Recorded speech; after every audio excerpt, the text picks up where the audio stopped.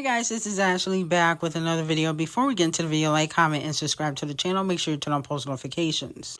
Now, Nicki Minaj officially kicks off the European leg of the Pink Friday 2 tour with a sold-out show in Amsterdam. It will be her 37th consecutive sold-out show for the Pink Friday 2 World Tour, okay? So let me know how y'all feel about that. Based on what I've seen, Nicki Minaj shut down Amsterdam. I wonder who is Nicki Minaj gonna bring out for her overseas tour dates, okay? Who will be her special guest overseas? Will she bring out Jessie J? Because at the end of the day, she just went diamond with Bang Bang. But I remember Jessie J shading, I don't think it was Nicki Minaj, she shaded Ariana, I think a few years ago, okay, saying that somebody else wrote Bang Bang and it wasn't Ariana or something like that. I couldn't remember her shading Ariana. And I also remember her saying that she wanted to bring Miss Banks on tour, Miss Banks the rapper. So that would be interesting.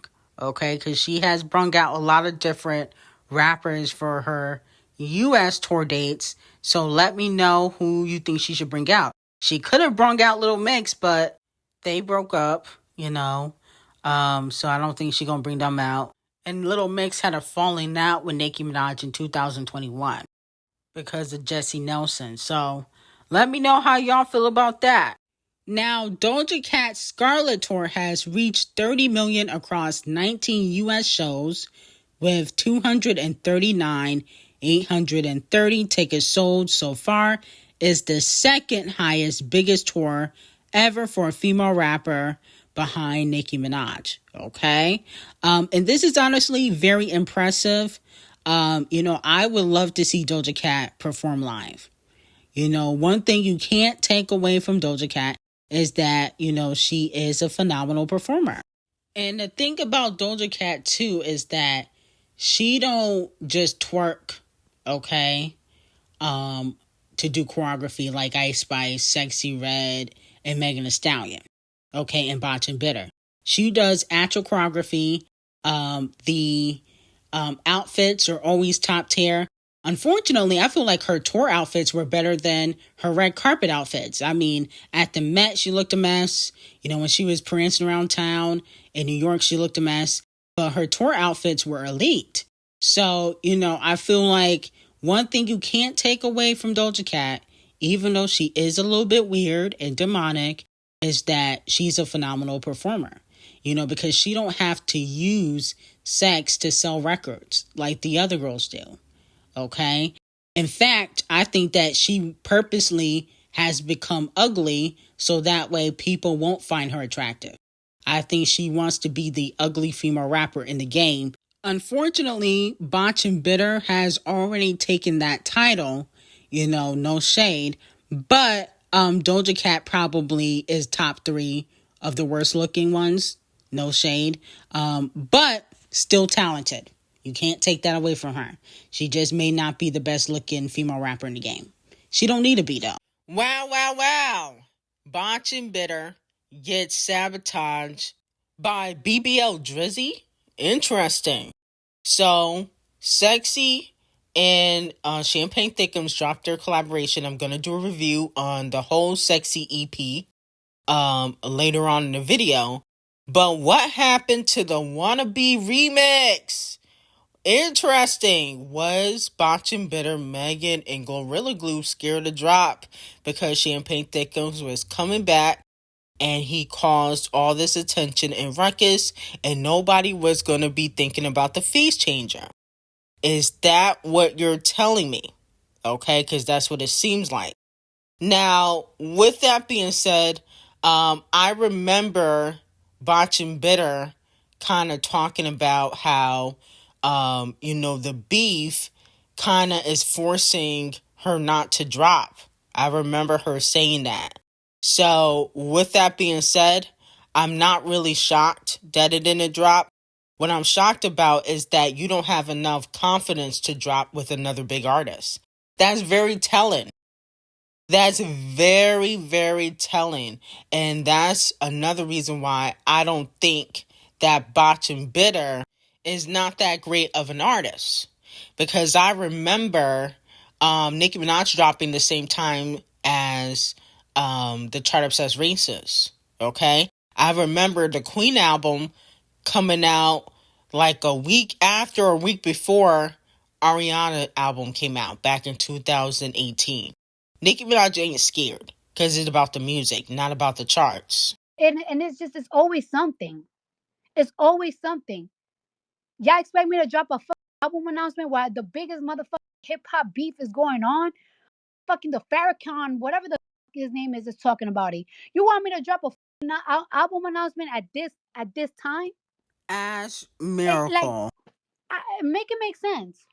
I can't drop. So they were scared to drop. Interesting. But with that being said, I don't think people really cared about the remix that much, but maybe they'll drop later on today. But everybody's talking about Champagne Thickums and his BBO Drizzy verse that we will be getting into. We will definitely be getting into. So let me know how y'all feel about this, and do you think that Botch and Bitter, Meg the Pass Round, and Gorilla Glue were sabotage? Okay, because some fans feel like they were sabotaged too. Last minute. Now, Megan Thee Stallion is selling out arenas or the theaters inside the arenas. Devil Nation said it's the same thing. So, she has roughly around 17 sold out dates, okay? So far, her tour just started. Unfortunately, it looks like the overseas shows are not sold out, which is really weird because, Megan Thee Stallion is a global superstar. Why in the UK is not sold out, and in Paris and Amsterdam and Dublin and London is not selling out? That's very strange. But with that being said, all of her shows in Texas are sold out. She's doing like 4 shows in Texas that's sold out. She has a show today in Napa, California at the Bottle Rock Napa Valley. I don't know if that's an arena. Let me know in the comments if that is being sold out, because it don't say sold out right now, so I don't think it's sold out. But hopefully she gets majority of her dates sold out.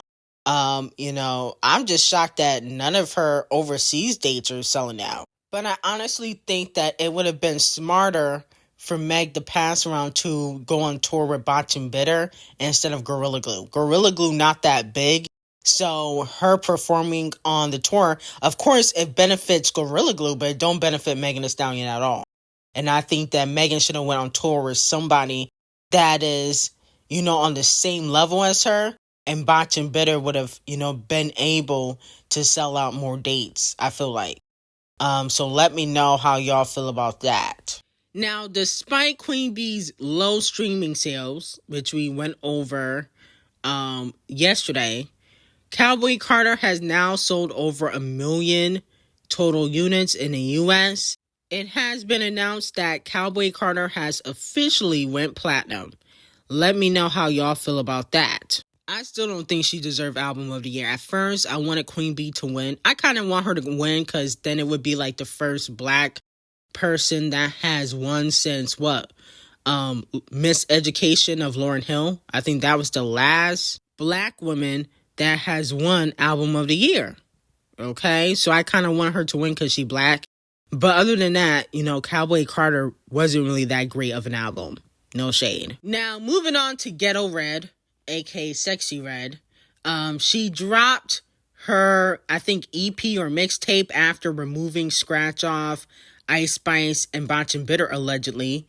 Because, allegedly the track list changed. If you guys remember, her track list was leaked a few weeks ago. And it looks like some people did not make the cut.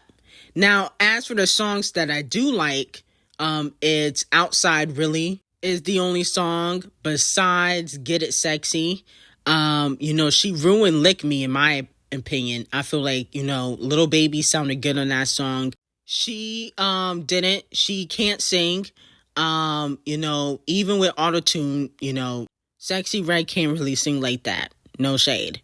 But she did put out her collaboration with BBL Champagne Thickums. Now let's go over his verse, because I do find his verse to be very interesting. He said, "Give me the coochie, I'm bullying ish." What does that mean? What do you mean you gonna bully the coochie? What does that mean? Are you taking it?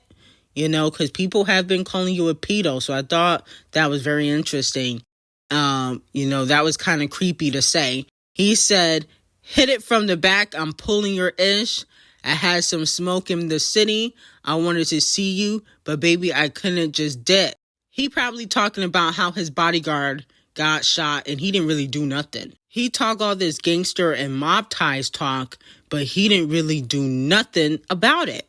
Okay, and I got some tea on that on Patreon. But with that being said, he said, "It's timing when my niggas start lurking and tying they hoodies and ish. Soon as this ish get resolved, I'm turning to a librarian for you. I'm booking that ish." Okay, that was corny. Oh, Lord. These lyrics are terrible. I wonder where his ghostwriters were.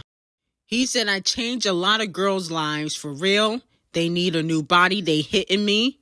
BBL Drizzy, they want a new body. They asked me for it."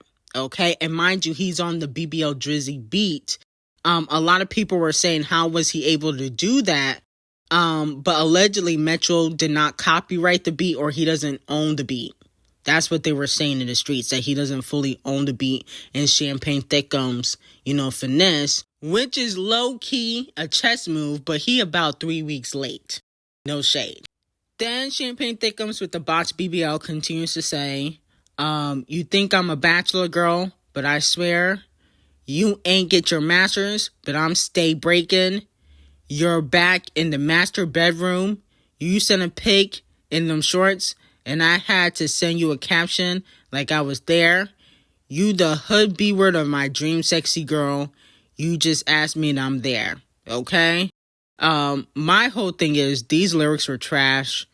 I did not like the fact that Sexy was on one beat and then he turned around and was on the BBL Drizzy beat. It should have been a separate song. It really should have been a separate song. It didn't really make any sense. This song was very choppy because of the changing of beats. And then on top of that, the whole song to me is doodle juice. It's garbage. I mean, I don't think this song was that great. I'm being honest with you. And on top of that, it sounded rush. I give this collaboration a chop. Okay? Other than it being on the BBL Drizzy beat, well, Champagne Thickums verse being on the BBL Drizzy beat, that was the only wow factor. But again, he 3 weeks late. How long did Metro make that beat? Why didn't you hop on it then and do a freestyle? It would have been better than the Heart Attack 6 that you put out, which was trash. I mean, so this is definitely not better than Not Like Us. I don't know what this was gonna do, but I guess he beefing with Metro now. He done let Kung Fu Kenny go. He beefing with Metro now, but this was just terrible. I didn't like this at all. Now, Payola Board put out the most scathing hip-hop diss songs of all time. Hit 'Em Up, a classic, at number 1. Pusha T's diss track where he reveals Champagne Thickums having a son, the story of Adana. That's at number 2. Super Ugly at number 3. No Vaseline. I think that's by Ice Cube. Number 4. Meet the Gram. Wow. Kung Fu Kenny at number 5. Honestly, like I said before, that diss track was the most disrespectful one. Ether at number 6. Family Matters should not even be up here. Wasn't scathing. Back Down at number 8. That Bitch is Yo. And Sheether, by Remy Ma at number 10. Wow. So they put the Remy Ma diss track to Ckiminaj at number 10. Let me know how y'all feel about that. Now, Walmart Yonsei is receiving Donkey of the Day. Okay. So Tanaje's Nasty has been going viral on TikTok. I already did a review on the song, so I'm not doing that today. But with that being said, she asked who should hop on the remix to Nasty. And here comes one more Beyonce clout chasing ass talking about me. No, you should not be on the remix. You only want to be on the remix because the song is going viral and is going up in streams. Okay? And what happened to your single, Girl Bye or Boy Bye, that flopped? Okay? I remember y'all was like, oh, Ashley, what do you think about Girl Bye? And I think the same thing y'all think because y'all didn't buy it or stream it. Okay? It's non-existent. I don't care about Walmart Beyonce music. Let's be very clear. No shade. She can twirl around a car all she wants, talking about how somebody broke her heart. We don't care. She needs to just retire from music. Okay? It's over. My whole thing is, how comes you didn't collaborate before with Ckiminaj when she wasn't going viral? There was a time where Ckiminaj wasn't really going viral. Her music wasn't really picking up enough steam. And I continue to talk about Ckiminaj even when she wasn't really charting like that. And her album wasn't really making no noise. But here comes Walmart Beyonce clout chasing like she usually do. She did it with Gunna, okay? And I'm sorry, I don't think you deserve to be on the remix. I would prefer Normani in my opinion, okay? But I don't really care for the Nasty song. I think that's one of Ckiminaj's worst songs, but is ABCD lyrics, so y'all love it. Now, not only is Walmart Beyonce receiving Donkey of the Day, but so is the chart-obsessed racist yet again. I keep telling y'all she's the chart-obsessed racist for a reason. I've been calling her that for damn near 2 years because she proves time and time again she don't give a fuck about nobody else but her charts. She has released yesterday, like a few hours before tracking week was over, 3 new versions of the Torture Poets Department with live performances because she don't want Billy to go number 1. Isn't that sad?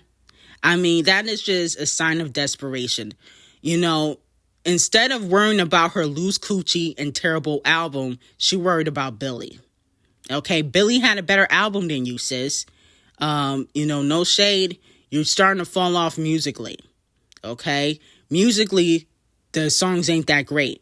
You're still on the charts, but your day gonna come when you fall off. And I am going to be front and center watching. Okay? Because you almost damn near 40 pulling these stunts. If this was Nicki Minaj, y'all would be clowning her. Billie Eilish is 22.